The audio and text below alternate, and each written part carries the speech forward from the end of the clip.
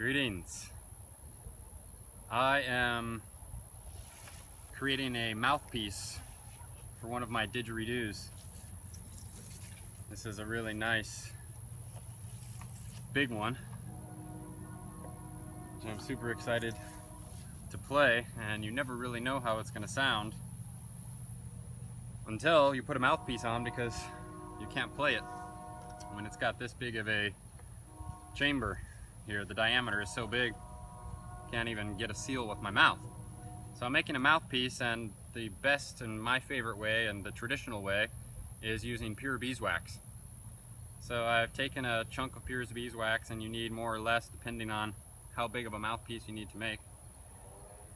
But I know that I've got to get it around this whole mouthpiece here with enough to sort of close in the chamber and get a shape and a size that is going to be suitable or ideal for the way that I like to play. Now, if anyone doesn't know what a didgeridoo is, this is an Aboriginal wind instrument. It's one of the oldest instruments in history. And partially the reason why is because it was almost made by nature instead of by man, whereas most instruments are designed by man and don't exist in nature. And in the Aboriginals of Australia, there is a special kind of tree, a special kind of gum tree, eucalyptus tree, that grows in Australia, and there's a special kind of termite that only lives in Australia, and it hollows out the branches by living in them. And the Aborigines would just go around and find dead branches and break them off, or chop them, off, or find them already broken on the ground and they're already hollow. All the didgeridoo is a hollow chamber. So all I'm doing is amplifying the vibrations that I make with my mouth in the chamber. Sort of like a little reverb chamber, basically. So I have to get this beeswax to seal around the lip here, but I've also got to close in the diameter of the chamber enough so that it's small enough and tight enough seal to be able to play the way I want.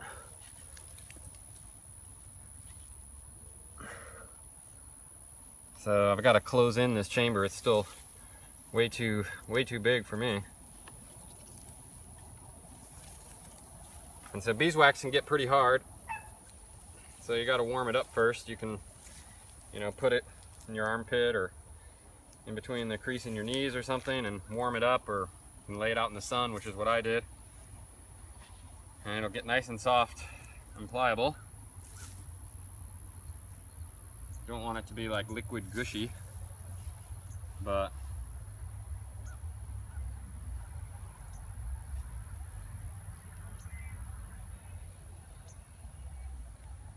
I'm just shaping this, trying to do it as even as I possibly can. And realistically, it takes quite a long time to make a really perfect or ideal mouthpiece, especially since everybody has a different style of play, and different body sizes, different mouth sizes. So there's different shapes and sizes for the mouthpiece. And then also, depending on the didgeridoo, you've got to make the mouthpiece slightly different so that you can get the proper resonant frequency. Every didgeridoo is sort of locked in a key, which is based on the length and the diameter. So you have to make frequencies or vibrations that are in resonance with that chamber in order for it to amplify and reverb and sound all magical like the didgeridoo does. So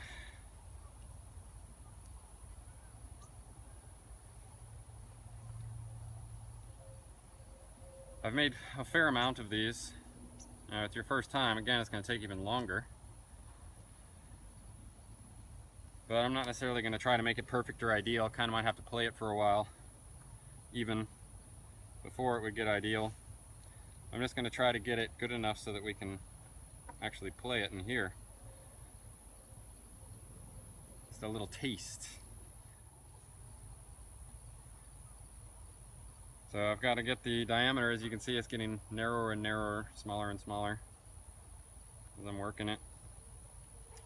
And then you've also got to make sure there's a good seal on the rim here and also on the inside rim, because if it's not an airtight seal, you're not going to be able to create that reverb chamber that again creates that didgeridoo magic, the didgeridoo sound. And this is molding.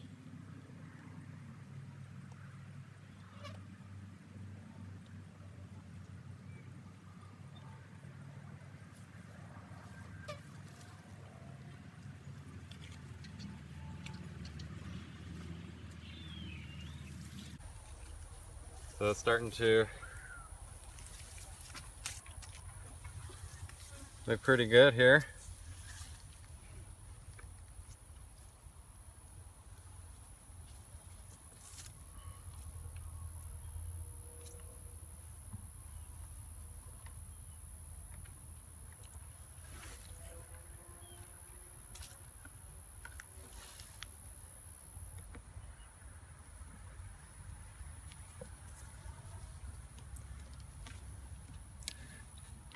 Okay, so it's not perfect yet, but I'm gonna give it a little try here to see if we're anywhere close.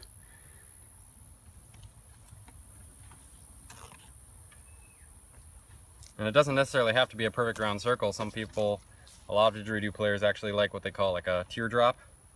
And it's sort of got a bigger section and a smaller section and gives you sort of a different size to work with and place your mouth. Some people like even more of like an eye-shaped. So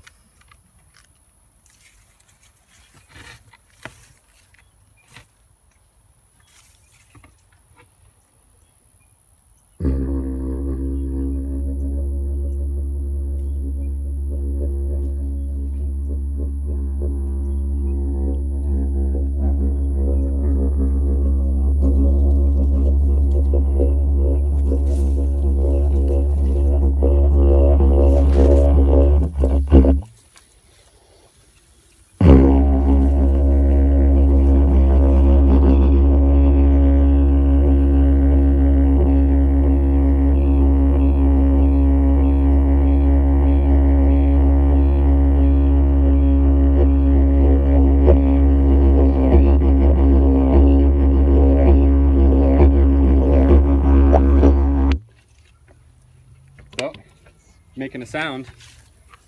It still needs a little more tweaking.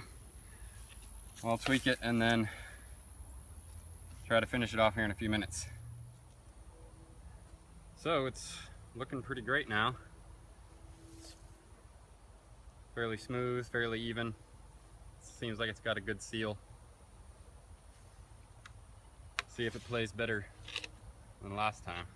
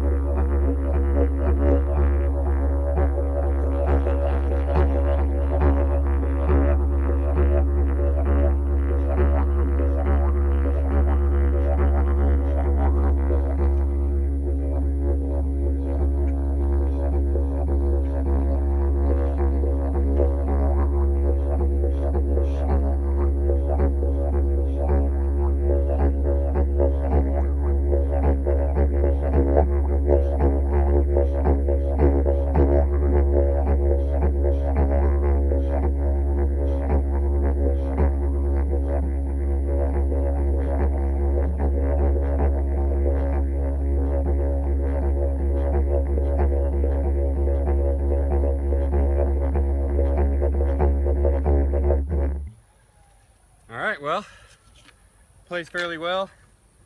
I'll work on that mouthpiece a little bit more as I play with it. Also learn how to, play the didgeridoo in its unique spirit, its unique qualities, especially when you have a didgeridoo like this. This is totally handmade. I went out into the desert and I harvested this agave. I hollowed it out with fire. It's not by any means even or smooth, but that's sort of the part of the beauty of it too. It's a very sort of raw, natural, and primal instrument, and you know, for me it's really more of a spiritual tool even than it is an instrument. But I'm happy to share that with you, and even if you never make your own didgeridoo mouthpiece, now you know how, and you know what it is. Bless.